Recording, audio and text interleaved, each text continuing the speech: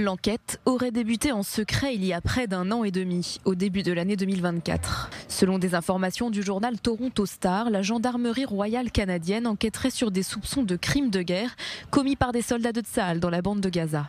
Les soldats visés posséderaient la double nationalité israélienne et canadienne et auraient été enrôlés aussi bien en service actif qu'en tant que réservistes.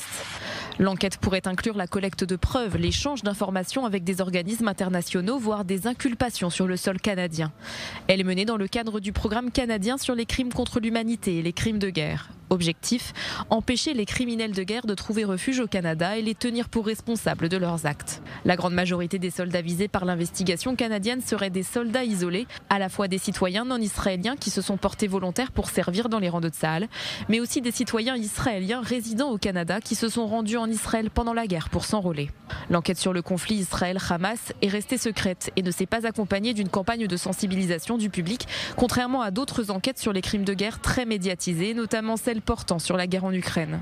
Au sein des communautés juives et israéliennes du Canada, c'est l'inquiétude qui règne. On craint que l'enquête ne cible les Israéliens de manière disproportionnée. Les enfants détenteurs d'un passeport canadien qui ont servi dans les forces de défense israéliennes pourraient être poursuivis à leur retour.